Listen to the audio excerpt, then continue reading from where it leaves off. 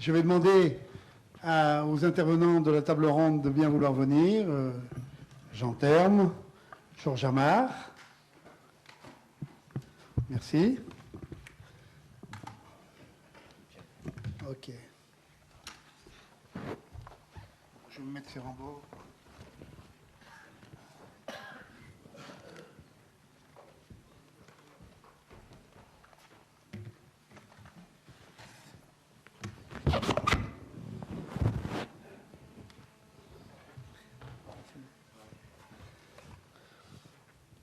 Alors, je l'ai dit, notre table ronde, c'est quel contexte, quel environnement, et plus particulièrement habitat et mobilité.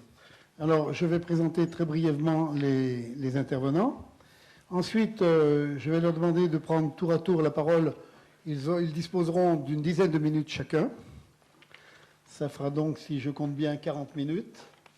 On devrait donc s'arrêter à 14h20.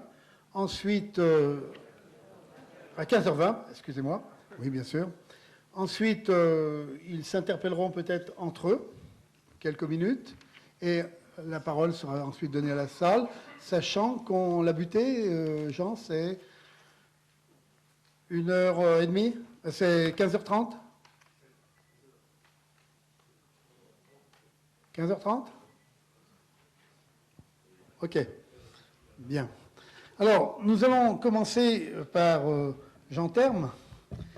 Jean Terme, on ne le présente pas à Grenoble, n'est-ce pas, Jean? Oh, mais il y a quand même des personnes qui ne sont pas de Grenoble et puis qui ne sont pas non plus des spécialistes. Donc, il faut quand même savoir que Jean Terme est directeur du CEA de Grenoble, mais il est aussi directeur des programmes de la recherche au CEA national. Je vais lui donner tout de suite la parole. Il va nous parler, bien entendu, d'un thème qui lui est cher, l'énergie. Et l'énergie est forcément présente dans habitat et mobilité. Alors, Jean, tu as la parole.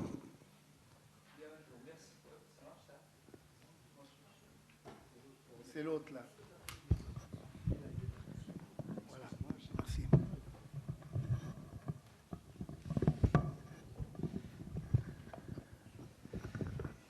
Bien, bonjour à tous. Vous savez que dans le domaine de l'énergie, les problèmes des transports et les problèmes de l'habitat sont des problèmes énormes.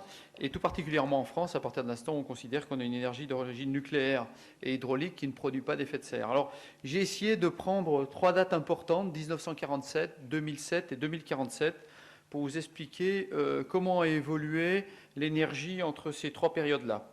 Alors, si on caractérise l'année 1947, ça ressemble à peu près à ça. Il y a un président de la République qui s'appelle Vincent Auriol. C'est la France d'après-guerre. Hein. On a des tickets de rationnement, on consomme très peu. On a des toutes petites voitures qui ne consomment pas beaucoup.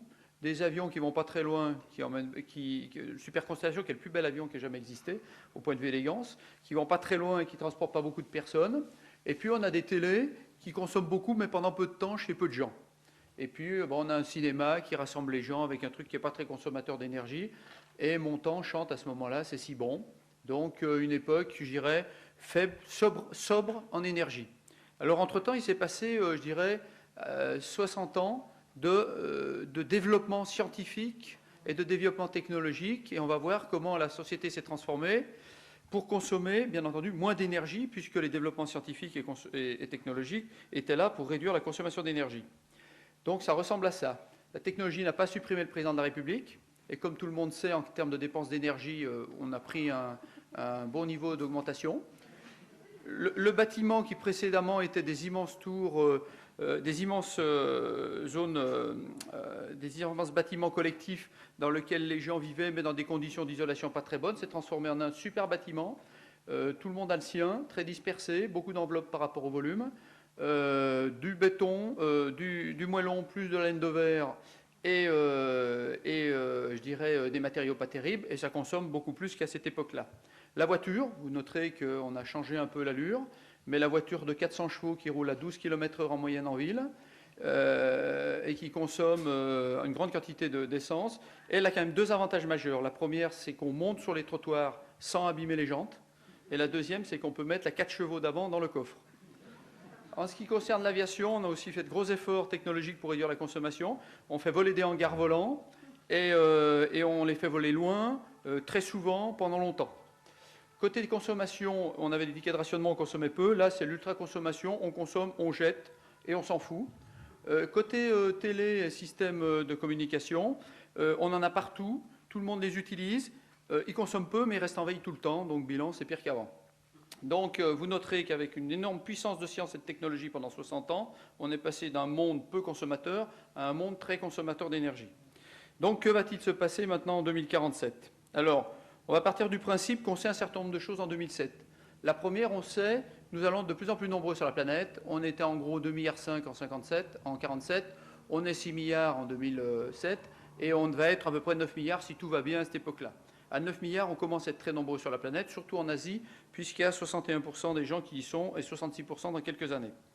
Ces gens-là, ils consomment moyennement, c'est-à-dire le gros américain dans son gros 4x4 SUV, lui, il se fait 8 tonnes équivalent pétrole. L'européen, un petit peu plus sobre, s'en fait 4, et les gens en pays dits en voie de développement, émergents ou autres, en font très peu, ce qui fait que la moyenne est bonne. Mais on ne peut pas imaginer que ceux qui n'ont pas accès à l'énergie aujourd'hui n'en aient pas besoin demain. Donc tout le monde s'accorde à dire qu'il faudra qu'on se rassemble vers une valeur qui est proche de 3 tonnes équivalent pétrole par personne, ce qui fait qu'on a à peu près le confort et l'hygiène nous permettant de vivre correctement. Ça veut quand même dire que nous, occidentaux, nous allons fortement baisser notre consommation d'énergie, et ça veut dire également que les pays émergents vont avoir droit à la place dans le concert international de la consommation d'énergie. Mais malgré ça, quel que soit le scénario, on était à 2,5 gigatep pour la planète en 1947, on était à 10 en 2000, on sera entre 15 et 25, je dirais, dans les années 2047. Donc de toute façon, quoi qu'on fasse, si on n'a pas une révolution totale dans les comportements et notre approche de l'énergie, ça sera pire après que ça n'était aujourd'hui. Et le pire dans tout ça, c'est que quand on regarde la consommation d'énergie, 80% de fossiles, donc d'énergie stockée dans la Terre depuis des centaines de milliers d'années, en gros 40% de pétrole, 20% de charbon, 20% de gaz, très peu d'énergie renouvelable, très peu de nucléaire, de la biomasse en renouvelable, mais les autres énergies très très faibles. Donc on se retrouve dans une situation dans laquelle on consomme 80% d'énergie de stock à long terme et à peu près une douzaine de pourcents d'énergie ou 15% d'énergie de stock à court terme. Mais nous ne savons pas utiliser encore aujourd'hui les énergies de flux qui nous arrivent au quotidien. Alors tout ça, on commence à connaître aussi. On apprend collectivement aujourd'hui qu'il y a des sécheresses, des inondations, des canicules, des ouragans, des fonds de glace, des virus et des disparitions d'espèces. Et après que des scientifiques, un grand scientifique ait dit qu'à force de bouffer des hydrocarbures, on finirait par créer des problèmes dans l'atmosphère, il s'appelait Arrhenius, c'est très très vieux. Il a fallu à peu près un siècle pour s'apercevoir que finalement c'était une réalité. Les scientifiques ont alerté, d'abord sans effet, puis ont alerté collectivement avec un système absolument fantastique qui s'appelle le GIEC en français, l'IPCC en anglais. Et puis vous voyez, même Al Gore, qui est le plus faible consommateur d'énergie dans sa maison et sa voiture, défend aussi fortement cette approche-là. Et même en France, on fait des Grenelles. Donc on ne peut pas dire qu'on n'en voit pas arriver la menace, et on ne peut pas dire qu'on n'était pas informé. Alors, pourquoi on a un moment charnière dans la vie de l'humanité ? C'est que jusqu'à présent, on va consommer en fait en 1 à 2 siècles la totalité des énergies fossiles que la planète a créées en des millions d'années. Mais on sait que ça, c'est des énergies de stock. On sait que derrière, il va y arriver des énergies de flux. Et ces énergies de flux, elles sont liées au Soleil. Pourquoi ? Quand vous regardez ici tous les stocks de toutes les énergies présentes sur la planète, et que vous la comparez au flux annuel d'énergie solaire qui arrive, vous avez un facteur considérable. Aujourd'hui, il arrive 11 000 fois plus d'énergie solaire sur la planète que ce qu'on consomme en énergie nous-mêmes pour la totalité de la planète. Donc c'est comme si on a oublié de dire qu'à force de taper dans un stock limité, on finirait par arriver au bout, et qu'avec quelque chose qui va vivre au moins encore quelques milliards d'années, on pourra en tirer quelque chose. Alors même les gens très bien, qui sont des grands financiers, finissent par dire qu'il faudrait quand même faire attention et prendre des précautions. Pourtant, les technologies et la science existent. Hein. On sait faire des cellules photovoltaïques, on sait faire des éoliennes, on sait faire un habitat à énergie positive. Hein. Ça, vous pouvez prendre en Allemagne, le Bouygues allemand ne fait pour à peu près 20% de plus qu'une maison française, une maison zéro énergie. On commence à avoir des véhicules à assistance électrique, on va vers les voitures hybrides. On a des solutions techniques pour passer d'un monde de consommation d'énergie de stock à un monde de consommation d'énergie de flux. Alors, projetons-nous en 2047. Alors en 2047, c'est tout noir, parce qu'on considère qu'on n'a fait aucun effort, on n'a pas fait mieux qu'avant, entre 1947 et 2007. Vous avez vu qu'on a détérioré notre situation de consommation d'énergie. Eh bien, considérons qu'on l'a fait, sauf qu'on a bouffé tous les stocks. Pas de chance, les stocks étaient un peu plus courts que prévu, on a tout mangé. Donc, avec ça, vous avez tout l'éclairage qu'on peut s'autoriser avec l'énergie photovoltaïque dont chaque habitant dispose en Europe actuellement.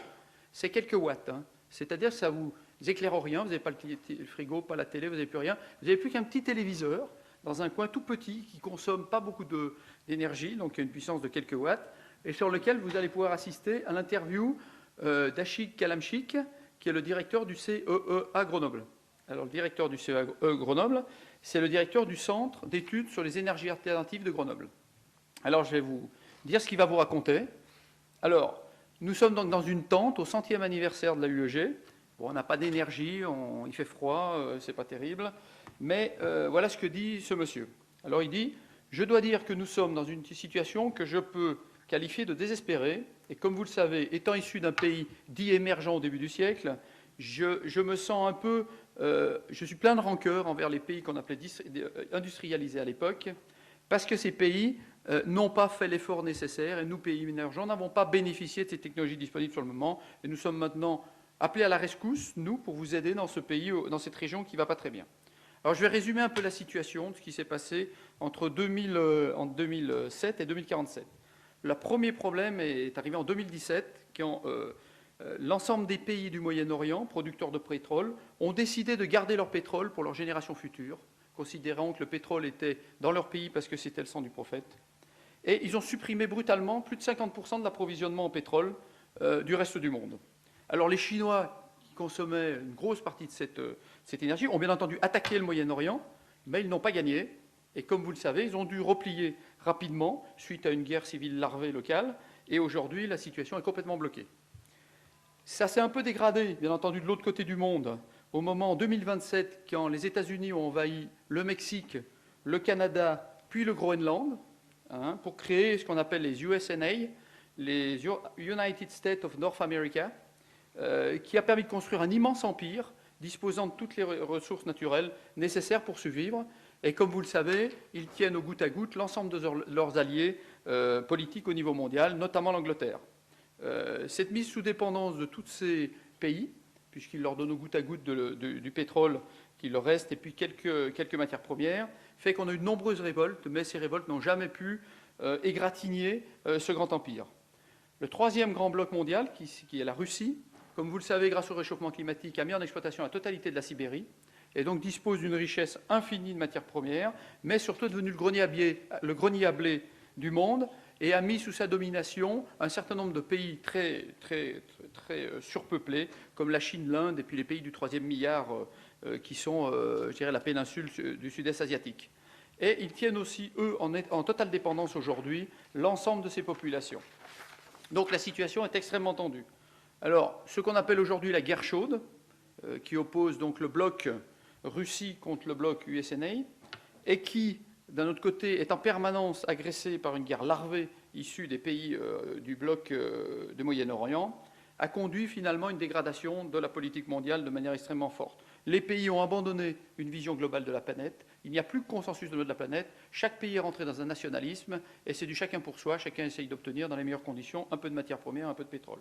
Donc nous n'avons pas pu faire d'action globale au niveau de la planète, tout s'est écroulé. Aujourd'hui, nous sommes où ? Nous avons d'un côté, dans les pays du Moyen-Orient, les villes-bulles que vous connaissez, sous 55 degrés en moyenne de température, semi-enterrées, qui ont permis de sauver une grosse partie de la population de ce monde-là. Mais comme vous le savez, les hordes d'affamés qui les attaquent depuis la plus grande partie de l'Afrique rendent hypothétique la survie de ces villes-bulles. Côté Brésil, le Brésil a grignoté toute l'Amazonie, d'une part pour ses besoins alimentaires et d'autre part pour ses besoins d'énergie, et aujourd'hui, il n'a plus de réserve lui-même. La Chine et l'Inde ont colonisé l'Afrique, en ont tiré absolument toutes les réserves qui existaient, et l'ensemble des populations d'Afrique tournent dans des hordes affamées au travers de toute la planète pour essayer de trouver un peu de nourriture. Seuls les USNA et la Russie ont pu garder un niveau de vie correct. En Europe, nous n'avions pas de matières premières, nous n'avions pas de réserve d'énergie, donc nous avons décliné progressivement et nous sommes maintenant revenus au niveau de consommation énergétique qui est légèrement inférieur à ce qu'on a connu en 1947. Donc personnellement, en tant que directeur du CEE à Grenoble, j'en veux beaucoup aux Européens, qui n'ont pas su réagir ni en 1973, au premier choc pétrolier, ni en 2007, en début des années 2000, quand ils ont pris conscience du réchauffement climatique. Et en fait, on a perdu 60 ans. Ces 60 années qu'on a appelées pour les 30 premières les années heureuses, et pour les 30 suivantes les années piteuses, n'ont jamais pu être rattrapées.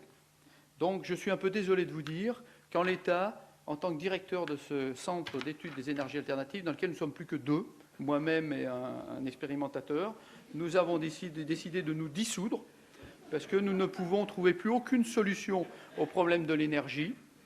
Et arrivé à ce niveau-là, je vous avoue que je suis terriblement embêté, mais je retourne dans mon pays, l'Inde. Voilà. Alors, j'espère que ce scénario n'est qu'un scénario fiction complètement catastrophique et débile, mais enfin, il va falloir peut-être un petit peu travailler pour éviter qu'il ne se réalise en partie. Je vous remercie de votre attention.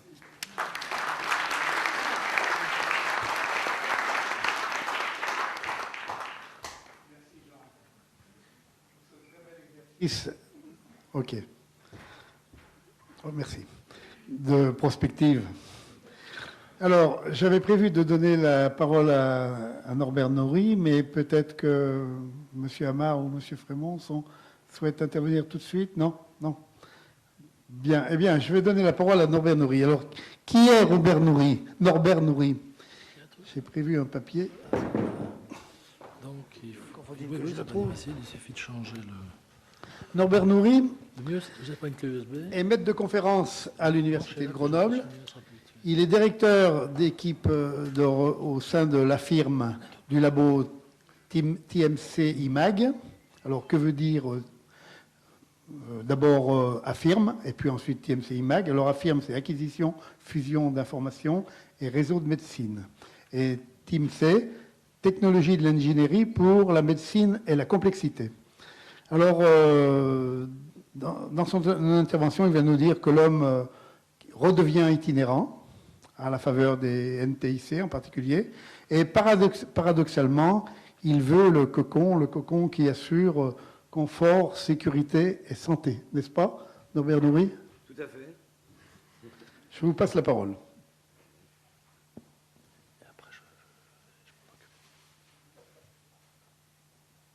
C'est de la relation de la personne à l'habitat, en particulier comment on peut utiliser l'habitat pour capter le confort, enfin satisfaire au confort de la personne et capter son état de santé, puisque l'origine de nos travaux, en fait, c'est s'intéresser à de quelle manière on peut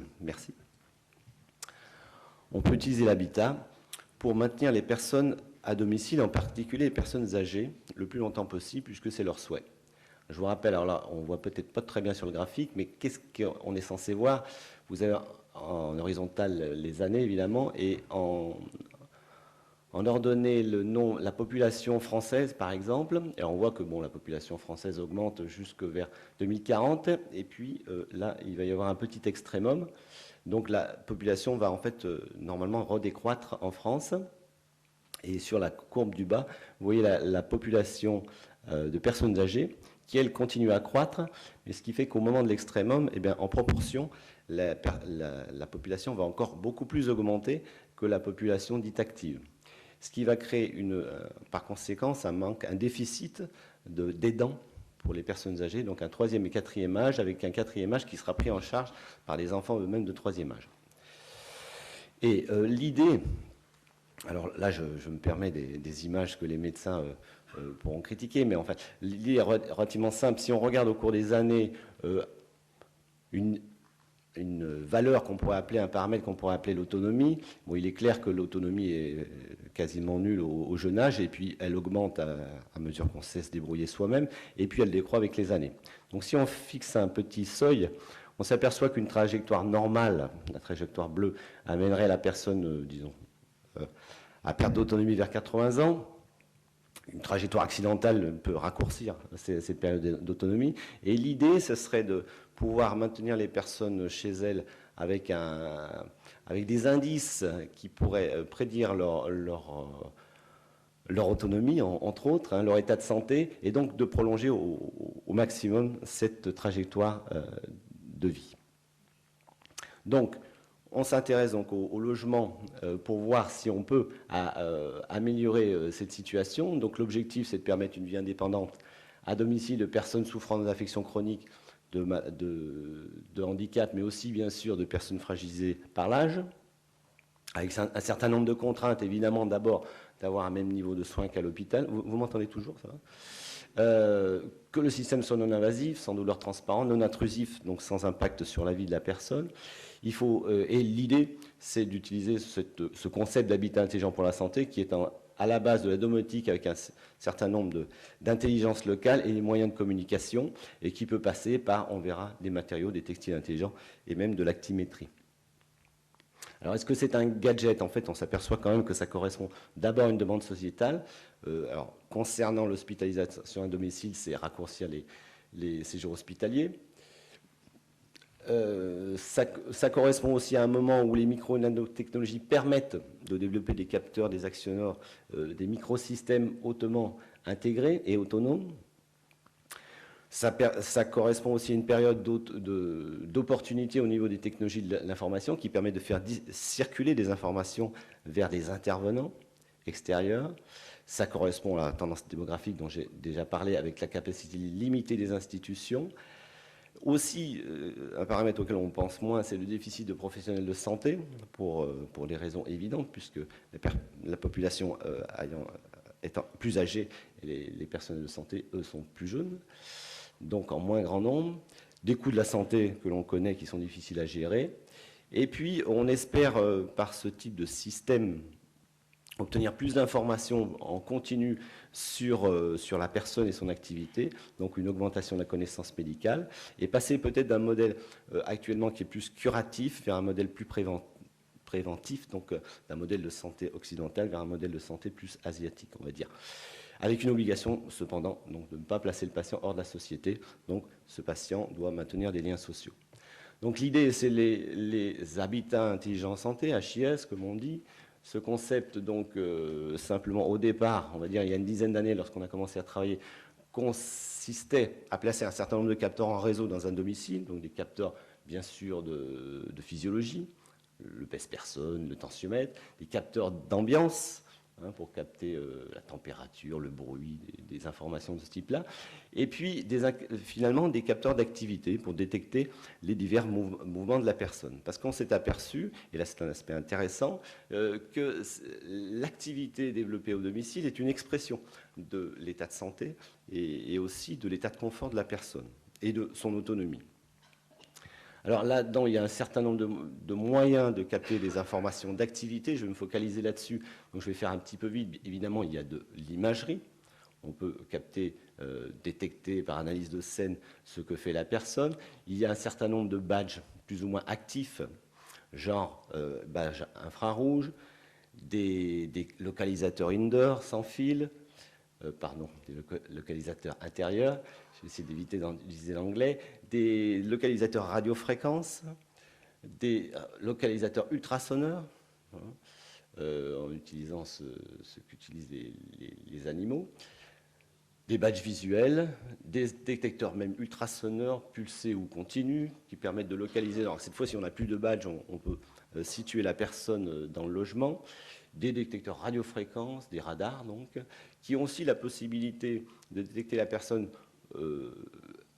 qui est visible, mais aussi au travers les murs, et qui ont même la possibilité, j'ai vu des travaux intéressants là-dessus cet été, on peut détecter la fréquence cardiaque, la fréquence respiratoire à distance. Donc on imagine à peu près, évidemment, les intérêts de ces dispositifs. Et finalement, actuellement, ce qui est le plus utilisable, le plus facilement utilisable, ce sont les détecteurs infrarouges que tout le monde connaît, qui sont dans les systèmes d'alarme. Et qu'est-ce qu'on va faire de ces informations? Alors nous, on a essayé de mettre ça en œuvre. On a par exemple à Grenoble, mais ça existe de par le monde, des dispositifs dans lesquels on va détecter les activités de la personne avec des détecteurs infrarouges. Je passe sur les images pour dire que ça existe réellement. Et puis, qu'est-ce qu'on obtient? On obtient un tas d'informations précises sur, à un moment de la journée, la personne était dans telle pièce. Ensuite, donc, normalement, elle se lève, elle va déjeuner, elle va faire sa toilette, ensuite elle va peut-être sortir, rentrer, reprendre ses repas. Et en filtrant ces données, on obtient des ambulatorogrammes journaliers sur lesquels on voit déjà un certain nombre d'informations. Vous voyez, là, ce sont des occupations des diverses pièces au cours de la journée. Évidemment, on peut faire des distributions de nombre d'événements, de la présence moyenne par pièce, mais aussi du nombre d'événements. On s'aperçoit qu'il y a une différence. Il peut y avoir des personnes qui sont actives dans une pièce ou inactives. Donc ça fait une différence au niveau de l'autonomie. On peut découvrir des informations sur les phases d'occupation, les densités d'occupation au cours de la journée, donc des espèces de densités temps-fréquence. Obtenir des informations sur la mobilité journalière, donc c'est la capacité à se déplacer de pièce en pièce, mais aussi vers l'extérieur. S'apercevoir aussi que sur ce graphique, on a différencié les jours de la semaine, s'apercevoir qu'il y a des rythmes différents selon qu'on est le week-end. Vous voyez, en jaune, le dimanche, c'est beaucoup plus éparpillé que les autres jours de la semaine où ça c'est bien synchronisé, on va dire, sur des maximums. Et puis, d'autres choses intéressantes sur les rythmes d'activité internes à la personne. On s'aperçoit, par exemple, sur cette courbe, on a distingué les moyennes d'occupation de chaque pièce en fonction de la journée. On voit bien l'alternance jour-nuit, par exemple, la première courbe, c'est la nuit et le jour. On voit les 3 repas apparaître, les moments des toilettes. Et ça, ces rythmes sont propres à une personne. Et ce qu'on espère voir, c'est les voir évoluer au cours du temps. Et on commence à avoir évolué ce genre de choses. Et donc, à partir d'une analyse statistique un peu basique, on peut imaginer fixer des seuils. Vous voyez, par rapport à une moyenne, moi, je me suis fixé par rapport aux écarts types. J'ai 2 minutes, je vais pouvoir finir. Et puis, on peut de là placer des alarmes.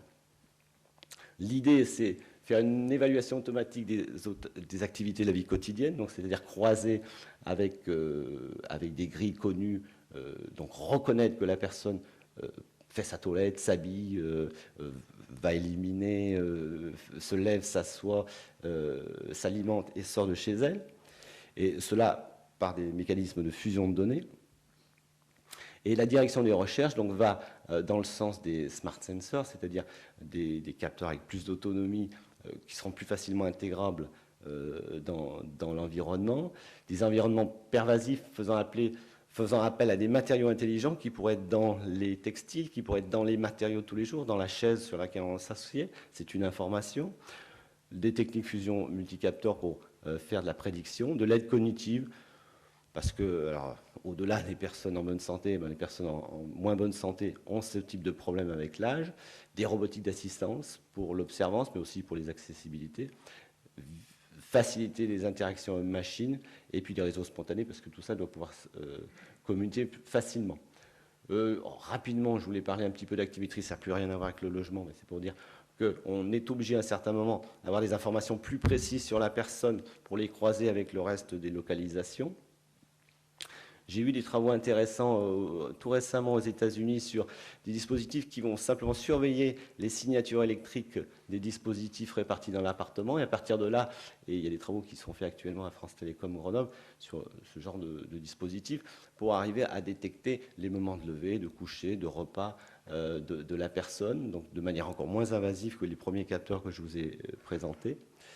Et je voulais quand même dire que tout cela a des implications éthiques, ça je pense que vous serez tous sensibles à ça. Évidemment, utiliser des technologies au domicile, ça a un impact sur la vie privée de la personne. Ça a aussi un impact sur la prise en charge. Si on prend en charge à domicile, ça veut dire qu'on ne fait pas l'hôpital, donc on n'a plus le même niveau de sécurité, peut-être pas la même qualité.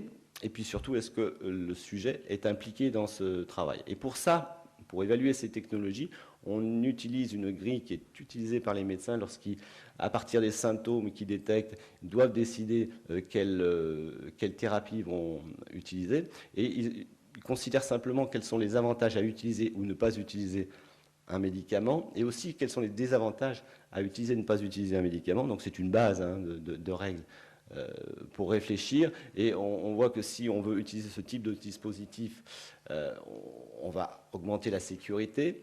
Si on ne les utilise pas, on aura plus de liberté. Et il y a aussi des désavantages à utiliser, c'est l'intrusivité. Et des avantages de ne pas utiliser, c'est l'insécurité. Évidemment, symétrie de la sécurité. On peut se poser aussi des problèmes, pardon, je finis avec ça, naturels sur des images de Big Brother, comme on peut nous en parler assez souvent. Je rappellerai tout de même que on est tous conscients que la technologie est quelque chose que l'on rejette au départ, enfin pas tout le monde, mais certain pourcentage de la population la rejette, finit par la tolérer, enfin la tolère ensuite, finit par l'adopter et parfois en devient dépendante. Et là, les exemples sont fréquents. Donc je pense que ce type de technologie est tout à fait possible à adopter dans notre société. Il y a des problèmes de fracture numérique, surtout puisqu'il faudrait aussi que ces technologies soient accessibles de manière équitable à tout le monde. Voilà, je passe sur l'évaluation éthique des usages de ces technologies. On a quand même fait des travaux pour essayer de voir quelles étaient les conséquences. Donc il s'avère que ces technologies sont acceptables au niveau des patients comme des aidants, comme des familles. En tout cas, pour conclure, pourquoi s'intéresser à l'instrumentation du domicile pour suivre la santé? Parce qu'il y a une demande sociétale actuelle des personnes pour revenir au domicile, rester au domicile, vivre chez eux. Je parlais un peu de cocooning dans le résumé. C'est vrai, donc on doit satisfaire ce besoin. Il est possible de le faire jusqu'à un certain niveau, à condition de mettre en place l'organisation et les réseaux nécessaires. Et le problème, c'est qu'il faut changer un peu les organisations et faire tout ça avec un budget limité. Donc, pour résumer, il faut accorder tous ces gens qui ont beaucoup de chiffres dans la tête pour trouver une solution centrée sur la personne, et il y a des moyens de le faire. Merci.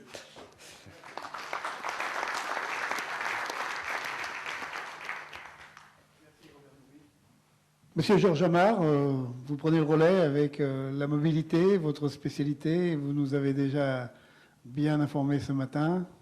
Je ne présente pas Georges Amar, il a été très bien présenté par Jean Bornarel ce matin.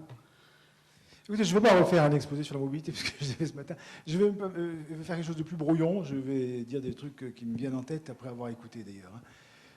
Et en plus, je vais parler de voir les relations, ou en tout cas parler un peu de trucs que je ne connais pas du tout, l'habitat. Vraiment, je ne connais pas du tout. Donc, prenez ce que je dis, soit pour des inepties, soit pour des choses qui tombent d'ailleurs, quoi. En même temps, je vais articuler ça sur le propos général qui m'intéresse, c'est qu'est-ce que ça veut dire faire de la prospective à long terme. Enfin, est-ce que c'est possible, 2047 qu'est-ce que ça peut vouloir dire de réfléchir dans la longue durée, quoi. Bon, moi je dirais qu'il y a et là je parle de manière assez subjective en caricaturant, donc ne vous formalisez pas si je dis des choses ça, qui ont l'air péremptoires ou quoi. Je pense qu'il y a deux choses qui ne m'intéressent pas, enfin que je ne trouve pas suffisantes, on va dire ça comme ça plutôt. C'est les scénarios, faire des scénarios. Enfin, il faut le faire, mais alors il faut le faire sur le ton de l'humour, comme vous l'avez fait d'ailleurs, ou comme les gens de théâtre l'ont fait. On peut faire ça, ça peut d'ailleurs parfois donner des choses intéressantes, mais c'est pas ça aujourd'hui le plus utile en matière de prospective, il me semble. Sauf comme un aiguillon, une manière de stimuler peut-être. Donc, qu'est-ce qu'il y a d'autre que de faire des scénarios pour faire de la prospective, il y a une autre chose que je propose de rejeter, et vraiment c'est très caricatural, c'est de rejeter le problem solving, disons. Enfin, parce qu'on a envie de résoudre des problèmes, évidemment. Comment résoudre le problème de l'effet de serre, du réchauffement global? Terrible d'ailleurs. En effet, c'est un problème, il n'est pas question de refuser le problème. Il est de moins en moins question d'ailleurs. C'est terminé maintenant. On sait qu'il est là et que même il est angoissant. Bon. Alors, il me semble que c'est un détour que je propose. En tout cas, c'est la pratique que j'ai de la prospective et de l'innovation. Plutôt que de tout de suite chercher à résoudre le problème, ou plus exactement pour le résoudre, prenons le détour de ne pas le résoudre. Et faisons autre chose. Bon, vous voyez que je suis assez caricatural. Alors, il me semble qu'il faut, dans ces problèmes qu'on a actuellement, y compris peut-être de l'habitat, il faudrait la mobilité, on a besoin, je trouve, de deux choses. D'une part, sur le plan de la méthode de travail, on a besoin d'une nouvelle façon d'innover. Il me semble qu'on a besoin vraiment d'innover. On voit que les problèmes sont immenses et qui sont graves et qui sont urgents. Il faut vraiment innover. Il faut, me semble-t-il, essayer de rentrer dans un nouveau régime d'innovation. Voilà. Il faut innover d'une nouvelle façon. C'est pléonasme, mais il faut innover d'une nouvelle façon. Et moi, je verrai trois aspects de cette question de l'innover d'une nouvelle façon. Premièrement, il faut vraiment regarder ailleurs. Enfin, donc, l'Ouzbékistan, comme il a été dit tout à l'heure, pourquoi pas l'Ouzbékistan? Enfin, ou pourquoi pas regarder là où on ne croit pas que c'est là qu'il faut voir? Quand moi j'ai découvert Curitiba, si je peux dire, après tout, on ne s'imaginait pas tellement que les solutions les plus intéressantes allaient nous venir. On est quand même en Europe parmi les meilleurs pour le transport urbain, et à la RATP encore mieux. Donc pourquoi aller voir ailleurs? N'est-ce pas? Pourquoi aller voir ailleurs? Quand j'ai trouvé qu'à Los Angeles, il y avait des idées passionnantes pour le transport, on m'a regardé avec des yeux ronds quand même, parce que c'est quand même pas les champions du transport urbain, surtout public. Donc allons voir ailleurs, et donc je crois qu'il y a vraiment un éloge de la diversité à faire, il faut dire ça comme ça, et vraiment, donc la curiosité, soyons extrêmement curieux. Bon, voilà, c'est assez banal de le dire, mais il faut vraiment rentrer dans cette idée que l'innovation, ça va être le croisement des expériences, des imaginations, des cultures, etc. C'est le bon côté de la mondialisation, c'est qu'on a accès à toutes les cultures, à toutes les expériences, allons voir. Et ça demande une discipline particulière qui n'est pas simplement le tourisme. Parce que le tourisme, c'est d'aller voir ailleurs et de dire les autres sont différents de nous. Et puis voilà, on avait un problème comme ça, une anecdote, mais enfin, comme dans le métro parisien, on a un problème, c'est qu'il n'y a pas de toilettes. Alors, par contre, il y a des pays où il y a des toilettes. Bon, alors, dans le métro, à Tokyo, par exemple, il y a des toilettes dans toutes les stations de métro. Alors, un directeur du métro est allé au Japon, il a vu, il y a des toilettes partout. Il a dit, bon, oui, d'accord, mais ils sont japonais. Voilà. Donc, comme eux, ils sont japonais, il y a des toilettes, et nous, on n'est pas japonais. Donc, voilà. Si vous voulez, ça, c'est de l'exotisme. Bon, alors, en effet, on ne peut pas faire pareil. Qu'est-ce qu'on peut apprendre des autres? La question est d'ailleurs difficile. Qu'est-ce qu'on peut apprendre des autres? Donc, il y aurait en tout cas une première orientation. C'est si on veut vraiment changer de régime d'innovation, il faut vraiment essayer de tirer parti des différences, et c'est pas facile, et c'est vraiment une ressource. Il y a beaucoup de différences. Je suis toujours amusé, moi, sur le plan scientifique, on a besoin de la forêt vierge pour avoir des molécules, paraît-il. C'est merveilleux comme idée. Donc on n'est pas capable de fabriquer toutes les molécules tout seul. Il nous faut la forêt vierge pour avoir des idées, enfin, ou des molécules auxquelles on n'aurait pas pensé tout seul. Formidable. Nous avons encore besoin des autres. Donc, alors, bon, deuxième idée, il y a un travail conceptuel à faire. Enfin, c'est ce que j'ai commencé à dire ce matin. Qu'est-ce que ça voudrait dire dans le domaine de l'habitat, d'ailleurs? Il y a un travail vraiment de renouveau conceptuel. Je vais en dire quelques mots encore, en essayant de tirer des idées comme ça, spontanément. Une troisième idée, je crois, il faut voir qu'est-ce qui se passe dans beaucoup de domaines, notamment, ce matin, on a évoqué ça avec quelques-uns dans les pauses. Il se passe dans Internet quelque chose. C'est un autre monde. Le nouveau monde, c'est Internet. En particulier, un des éléments très intéressants sur Internet, c'est la nouvelle figure du producteur-consommateur. Enfin, pour dire ça comme ça. Les journalistes, c'est désormais tout le monde. Les photographes, c'est tout le monde. De plus en plus, en effet, le citoyen est le producteur de ce qu'il consomme. Wikipédia, l'exemple assez connu, bon, avec tous les défauts qu'on peut lui trouver d'ailleurs, et avec toutes les limites et tous les problèmes. Ça n'empêche pas que l'univers d'Internet nous donne l'exemple du citoyen acteur, au sens fort, y compris du citoyen concepteur, du citoyen inventeur. Et c'est peut-être dans ce type de nouveau système social et économique d'ailleurs qu'on pourra trouver des ressources de changement de régime de l'innovation, passer à la vitesse supérieure dans l'innovation avec des nouvelles méthodes, et en tout cas faire appel, mobiliser et utiliser ce qui existe déjà, c'est-à-dire la capacité d'innovation de tout le monde. Alors, je dis quelques mots maintenant sur la question qu'est-ce que ça voudrait dire des révolutions conceptuelles dans l'habitat. Enfin, donc là je parle de ce que je ne connais absolument pas. D'abord, la notion d'habiter. Il y a un joli livre de Thierry Pacaud, vous connaissez peut-être, il s'appelle L'habiter d'ailleurs, et c'est peut-être plus intéressant de parler de l'habiter que de l'habitat, enfin, en tout cas les deux à la fois. Qu'est-ce que habiter? Je vous fais part d'une petite réflexion moi, qui m'est venue en pensant au transport et à la mobilité. C'est que quand on dit habiter, il y a deux façons de voir. On habite une maison et on habite une ville. C'est pas du tout pareil. Qu'est-ce que habiter une ville ou un pays? Habiter une ville, c'est la mobilité. Enfin, c'est la mobilité qui nous fait habiter une ville, bien entendu. Donc la mobilité est un facteur fondamental de l'habiter. Si on veut vraiment habiter une ville ou un pays, donc déjà il faudrait s'entendre le rapport entre, comme vous l'avez dit, comme M. Serge Fenech le disait ce matin, habitat, transport. Habitat, mobilité plutôt, je pense d'ailleurs, qui serait la notion la plus importante. Il faut vraiment les croiser de plus en plus. Il y a une formule que j'utilise aussi pour les transports, c'est on a aujourd'hui de plus en plus à habiter la mobilité. La mobilité est habitable. On découvre de plus en plus que la mobilité est habitable. On vit pendant le transport, on vit pendant la mobilité, et tous nos outils portables, nos outils nomades, c'est une façon d'habiter la mobilité. Quelqu'un me faisait remarquer récemment que je trouvais que ses amis marchaient de plus en plus à Paris. Il dit pourquoi ils marchent de plus en plus? C'est parce que maintenant, c'est le meilleur moment pour passer des coups de fil. Voilà. C'est un moment pratique pour passer des coups de téléphone en toute intimité, en quelque sorte. Il n'y a personne, enfin, il y a des gens autour d'eux. Mais, vous voyez, c'est assez curieux. On va marcher pour téléphoner. On renverse presque les choses. C'est une manière d'habiter C'est ça, mobilité. Bon, donc en tout cas, les croisements conceptuels, premièrement, croisements conceptuels entre habitat et mobilité seront de plus en plus nombreux, et c'est peut-être là des choses intéressantes à voir. Il y aura vraiment à relancer, je pense, de la recherche et de l'innovation. Il y a un truc que vous avez dit qui me paraît très intéressant, enfin, tout était très intéressant, mais il y a un mot qui m'a fait... C'est l'ambulatogramme. Oui. Je pense qu'en effet, il y aura besoin de beaucoup de connaissances à développer sur qu'est-ce que être dans un appartement. Qu'est-ce qu'on fait dans un appartement? Voilà, en effet, c'est une question passionnante. De même, on commence à s'intéresser à qu'est-ce qu'on fait dans une voiture de métro, qu'est-ce qu'on fait dans une station. Nous ne le savions pas. On ne savait pas ce que font les gens dans le transport. On commence à percevoir qu'est-ce qu'ils font pendant. Non pas combien de temps ça prend, mais qu'est-ce qu'ils font pendant. Et peut-être qu'en effet, on a besoin de plus en plus de savoir qu'est-ce que font les gens chez eux.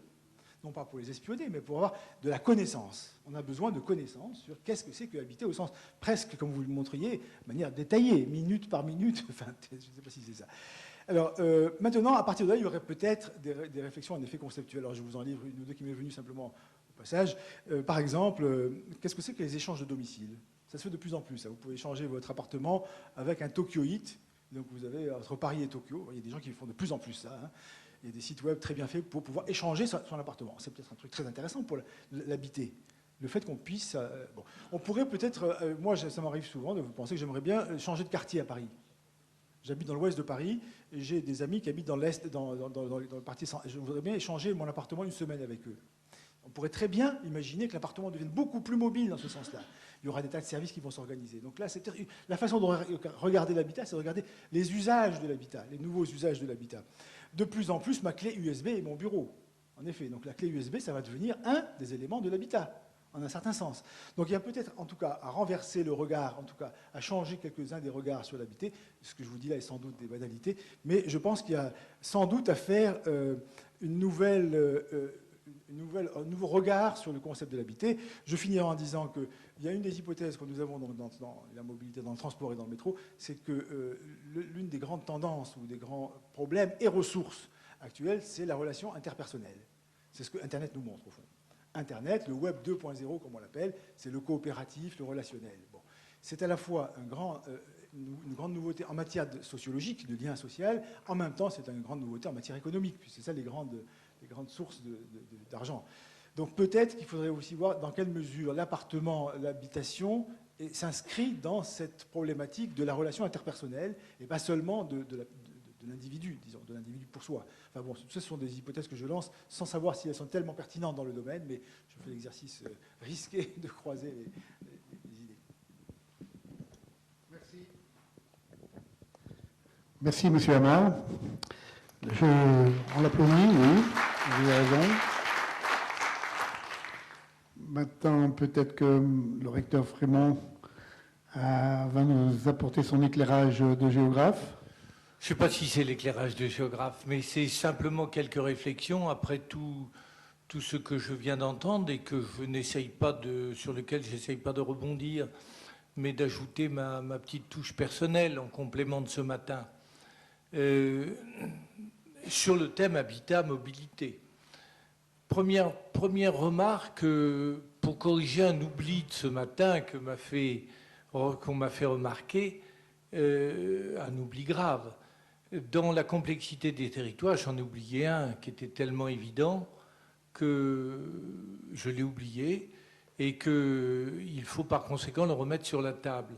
C'est évidemment le territoire d'Internet, le territoire de l'informatisation qui se décline à de multiples manières et qui crée, en plus des territoires du réel, des territoires du virtuel, de l'imaginaire, et les deux pouvant être interreliés d'ailleurs. Bon, voilà donc une première ouverture que je fais, mais encore une fois plutôt en complément de ce matin. Sur la question de l'habitat et de la mobilité, et pour se placer dans l'avenir, j'avoue que je suis très embarrassé. Je ne me sens pas très prospectiviste, même si j'y suis appelé de temps en temps. Et pourtant, là, il faut bien que je pose quelques questions. C'est des questions que je vais poser. Je ne vais pas me placer dans le cadre de l'utopie Et pourtant, l'utopie qui a été abordée cet après-midi, heureusement, l'utopie est un élément du futur. Dans la manière dont l'histoire se construit, il y a en effet un mélange continuel, que ce soit dans l'espace ou dans le temps, il y a un mélange continuel de rationnel et d'utopie qui échappe au rationnel et que des visionnaires ont mis en place à un moment et qui ont pu changer le monde. Et des visionnaires qui ne sont pas forcément des scientifiques, mais qui peuvent être des poètes. Ça, je ne m'y risque pas, moi, cet après-midi. Je ne m'y risque pas, même si on doit considérer que c'est un élément important. Quelques questions, ou simplement 2 ou 3 questions. Je crois qu'une des grandes questions qui se pose est celle de est-ce que la grande mobilité que nous connaissons et qui n'a cessé d'augmenter, mobilité des populations à toutes échelles, et que vous n'avez cessé avec moi les uns et les autres de décliner, est-ce que cette très grande mobilité peut se poursuivre avec tous les risques que nous connaissons, et notamment celui de la crise de l'énergie? Et c'est une grande question puisque nos territoires de vie sont construits là-dessus maintenant. La forme actuelle, quasi mondiale, en tout cas pour les pays les plus développés, de l'organisation de notre vie n'est ni rurale ni urbaine, elle est métropolitaine, dans des vastes espaces où le rural et l'urbain se confondent et où la mobilité est absolument nécessaire et dont l'expression est la maison individuelle, on rejoint l'habitat, situé à des distances parfois élevées des principaux centres d'activité. Bon, je crois que le Grand Grenoble en donne un bel exemple, mais il y en a des exemples dans toute l'Europe. Est-ce qu'on peut continuer là-dessus? Et de la même manière que je vais pousser là, c'est de l'utopie noire. De la même manière qu'on considère que nos grands ensembles des années 60, de la période très moderne, conçus par une architecture qui était dite moderne, et qui est devenue maintenant un peu archaïque, en tout cas rejetée. Est-ce que nos périphéries urbaines, en France, à 10 km autour d'une petite ville, 40 à 50 km autour d'une ville comme Grenoble, 110 km autour d'une agglomération comme Paris, 110, au-delà de 100 km, au-delà, par le jeu de la pression foncière. Est-ce que c'est cette forme d'habitat, qui est la forme d'habitat dominante à l'heure actuelle, est-ce qu'elle n'est pas appelée, en 2040 et quelques, à devenir une espèce d'archaïsme? Point d'interrogation. Parce qu'elle est très consommatrice d'énergie. Elle est très consommatrice d'énergie, et même à ce que j'ai entendu, et dans un colloque précédent, elle est dans le jeu des déplacements. Les déplacements en automobile ne sont pas en majorité, loin s'en faut, je parle en automobile individuelle, ne sont pas en majorité, loin s'en faut, des déplacements à longue distance, ce sont des déplacements à courte distance. La très grande majorité des déplacements sont des déplacements sur quelques kilomètres. Et par conséquent, ce que je viens de décrire là. Est-ce que ce ne sont pas eux qui vont, si je puis dire, en prendre un coup? Et peut-être pour faire un jeu de mots, un coup et un coup, C-O-U-T. Voilà une question un peu grave. Une autre question, c'est d'introduire là-dedans du social. C'est d'introduire du social, ce qu'on a peu fait depuis ce matin, et ce qui est sans doute de mon devoir de faire. Tout ça n'est pas homogène. De tout temps, bien sûr, il y a eu dans le monde et dans nos cités et dans nos campagnes des territoires des riches et des territoires des pauvres. Et par conséquent, ce n'est pas notre époque qui l'a éliminé, ça existe toujours, et peut-être bien qu'on le rencontrera toujours, même si le devoir du politique, en tout cas selon moi, est de l'atténuer. Mais ce que l'on observe actuellement comme premier signe, mais des signes graves, c'est que se dessinent dans l'habitat des territoires de confinement. De confinement, là encore, c'est pas très gai, hein, de confinement, et que ce soit, c'est bien connu, ce qu'on appelle les quartiers difficiles en France, mais dont la France n'a pas l'apanage, hein, et qui sont des territoires de confinement, mais Grande-Bretagne, États-Unis, Canada, bon, avec un élément qu'il faut ajouter, qu'on doit dire permanent, que ce soit dans le transport, y compris dans l'aménité des transports, qui est l'insécurité, l'intermodal des transports, le passage à la bicyclette, le passage à la petite marche à pied en descendant du métro, très bien, très bien, très bien. À minuit, 1h du matin, pas partout, n'importe où.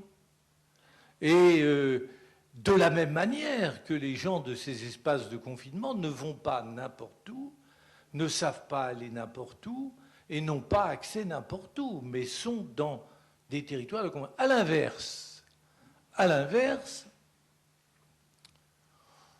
on a, en France, pas trop marché dans ce sens-là. Mais enfin, bon, il y a des phénomènes de boboisation. Ça va pas bien loin.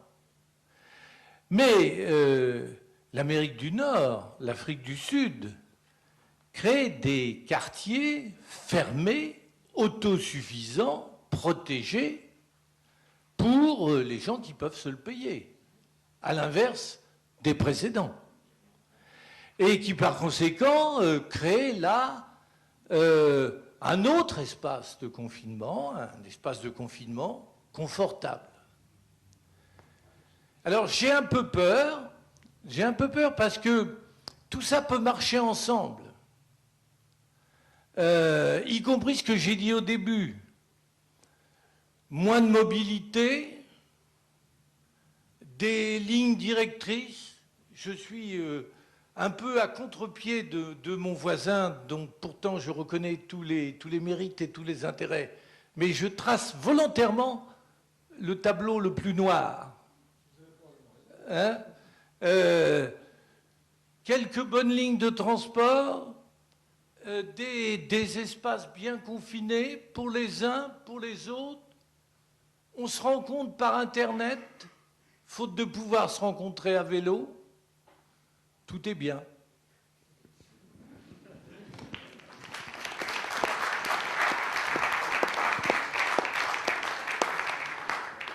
Merci, monsieur le recteur. Bien. Jean Terme souhaite réagir tout de suite, peut-être pas à la dernière intervention, mais à l'ensemble des interventions. Et ensuite, je vous donnerai la parole. Autour de l'habitat et du transport, il y a, en termes d'innovation et de prospective, il y a quelque chose qui nous gêne profondément.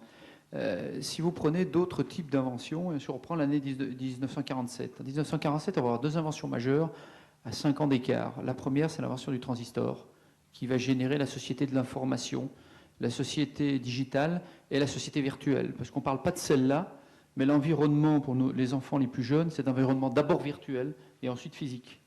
La deuxième invention qui va être importante, c'est la découverte de la structure de l'ADN. Et il y a un grand spécialiste ici qui va ouvrir la notion d'information sur le vivant. Et on va apparaître d'autres types d'évolutions de la société qui sont extrêmement importantes maintenant, et on le voit dans les débats autour de l'éthique et des choses comme ça. Donc ce sont deux inventions qui arrivent en même temps, un peu après la sortie de la guerre, et qui vont configurer 50 ans plus tard la société nouvelle qui se prépare aujourd'hui. Donc on a une invention 50 ans.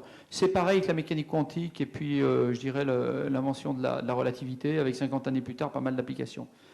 Il faudrait savoir en 2007 ce qui apparaît aujourd'hui comme petites graines qui sont pratiquement imperceptibles parce qu'après l'invention du transistor, personne ne prévoyait les ordinateurs. Après l'invention du premier ordinateur, personne ne prévoyait les PC. Après l'invention du PC, personne ne prévoyait le téléphone portable. Après l'invention du téléphone portable, personne ne prévoyait l'Internet. Donc c'est très difficile de prévoir quoi que ce soit. Ce qui nous embête dans la mobilité et dans l'habitat, c'est que rien n'a changé depuis plus de 100 ans. La bagnole d'il y a 100 ans et la bagnole d'aujourd'hui, c'est la même.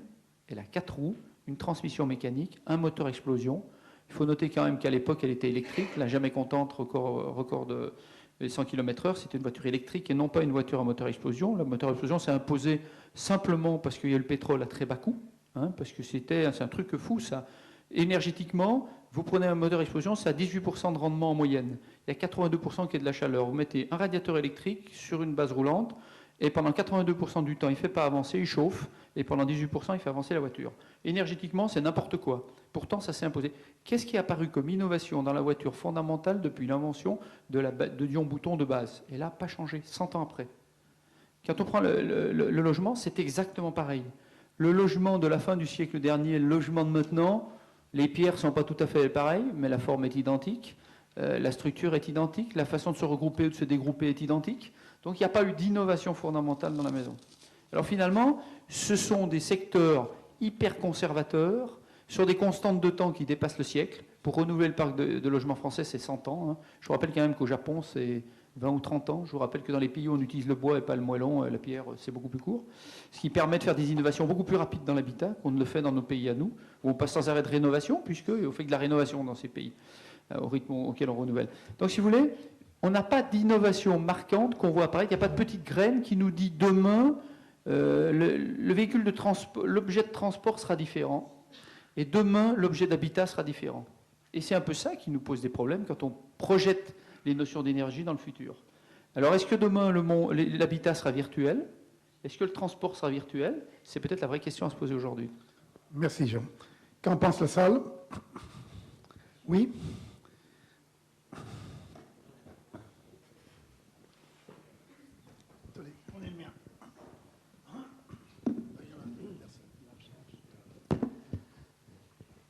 Je crois que la dernière remarque de Jean Terme est à la fois très importante, mais je ne partage pas du tout ses conclusions. Je crois effectivement que quand on fait de la prospective, la première chose qu'il faut regarder sont les invariants. Et il y en a, parce que nous restons au mieux des cultivateurs néolithiques, au pire des prédateurs paléolithiques. Et qu'on le veuille ou qu'on ne le veuille pas, notre structure génétique, notre cerveau n'a pas directement changé depuis Homo sapiens, c'est-à-dire ça fait quand même quelques dizaines de milliers d'années. Donc, qu'on le veuille ou qu'on ne le veuille pas, l'innovation et sur nos modes de vie reste, et là je crois que c'est un des gros défauts de la prospective, c'est de vouloir toujours aller plus vite. C'est qu'il y a un certain nombre d'innovations qui restent. Je suis persuadé que l'habitat proprement dit restera le même pour des siècles et des siècles. Par contre, l'organisation de la société, elle, peut largement changer. Et je crois que si on fait une réflexion sur habitat et mobilité, il faut faire, comme je l'ai dit ce matin, et elle n'est pas faite, et malheureusement, ceci n'existe pas encore en France, il faut faire une réflexion globale sur la ville. Encore une fois, qu'on le veuille ou qu'on ne le veuille pas, nous allons vers des déserts qui seront... J'avais écrit un article il y a quelques années pour M. Mouneri au Futuroscope sur la stratégie de l'oasis, en disant qu'effectivement, le monde que nous allons avoir va être un monde d'oasis, et avec des oasis qui seront des grandes mégapoles, le désert entre les deux, et des caravanes. Ces caravanes seront peut-être des TGV, la vitesse sera peut-être différente, et qu'en fait, nous aurons une population qui sera très largement nomade. Alors en fait, ce n'est pas vrai, la stratégie nomade. Quand on regarde, on a parlé beaucoup de mobilité aujourd'hui. Quand on regarde, on peut parler de la fracture de la mobilité, comme on a parlé de la fracture riche et pauvre et de la fracture énergétique. Quand vous, il y a vraiment deux populations aujourd'hui. Il y a une population mondiale que l'on trouve dans tous les pays, une espèce de hyperclasse dirigeante qui fait quoi? 5%, qui parle plusieurs langues, qui va dans n'importe quel pays, qui peut s'établir n'importe où. Les chercheurs ont largement parti par leur construction. Et puis, il y a une population qui reste extraordinairement sédentaire. Ce n'est pas parce qu'on va passer, comme l'a dit quelqu'un, des vacances aux Maldives, qu'on a compris quelque chose au continent. Le tourisme, de ce point de vue-là, est catastrophique. C'est une vision exotique qui n'apporte rien, et nous restons une proposition franchement néolithique. Là, il y a une autre fracture qui va venir. Alors, je crois qu'il ne faut pas avoir peur de reprendre des utopies passées, parce que moi, je crois aussi à la grande force des utopies, malgré tout. Et on peut repenser à des urbanistes comme Le Corbusier, par exemple. J'ai vécu un peu de temps à la Cité radieuse. Et à la Cité radieuse, c'est très intéressant d'aller regarder les concepts qu'il y avait derrière. Justement, je suis d'accord avec vous, M. Amar, sur la nécessité de remettre l'approche sous un angle conceptuel. N'oublions jamais que l'histoire, c'est un mélange de nécessité et de contingente. La nécessité sont les structures fondamentales, la contingence, c'est Inch'Allah. Donc, ça arrive, on ne sait pas trop pourquoi. Donc, je crois qu'il faut aller revoir des concepts de la ville et que la vraie question aujourd'hui, c'est que, vraisemblablement, la ville pavillonnaire étalée va trouver ses limites. Par contre, la ville verticale, et malheureusement, il y a trop peu d'architectes parce qu'ils restent dans l'idée des bars. Alors, c'était pas bien d'habiter les grandes tours. Quand vous voyez ce qui se passe dans le monde, je répète, Taïwan, 441 mètres. Le Japon prévoit une tour de 1000 mètres et va la faire.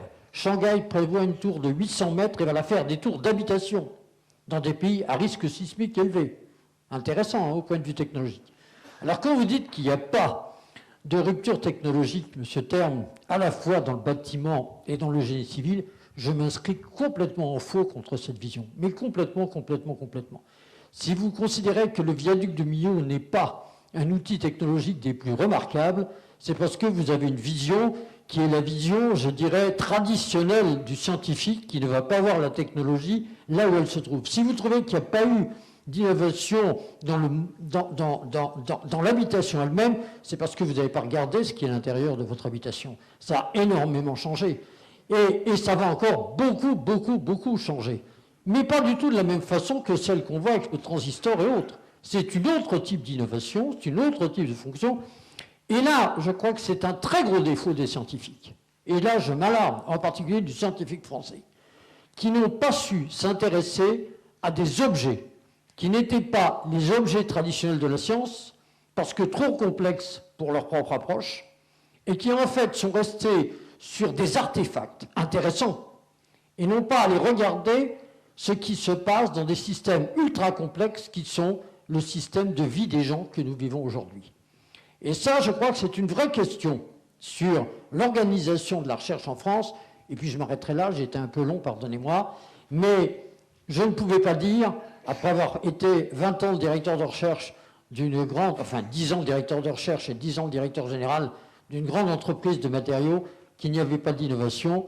Je pourrais vous en montrer si vous le souhaitez. Je vais répondre. Pardon. Je vais répondre en disant que vous avez raison, mais que j'ai raison aussi. Alors, je vais vous expliquer pourquoi. Si vous regardez les plus belles réalisations, des réalisations de bâtiments, elles sont exceptionnelles. Mais la maison de Monsieur Tout-le-Monde dans un pays comme la France, elle a 15 ans de retard maintenant par rapport à la maison de... c'est la question qui se pose, puisque la plupart des gens n'habitent pas dans ces tours encore aujourd'hui, mais habitent pour l'instant dans la maison de Monsieur Tout-le-Monde.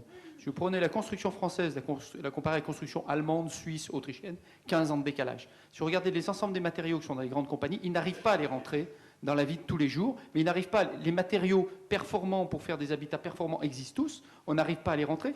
Pourquoi ? Parce que le monde du bâtiment n'est pas un monde industriel. C'est un monde d'artisanat pour la fabrication, et on ne fabrique pas les maisons dans des usines comme on fabrique les voitures dans les usines, on les fabrique sur un chantier, une par une, moellon par moellon, système par système. Donc le système d'évolution des matériaux et des solutions dans le bâtiment, je parle individuel, que vous avez un super bâtiment dans lequel vous avez la plus grande entreprise française, vous faites un geste architectural avec un béton extraordinaire, c'est génial.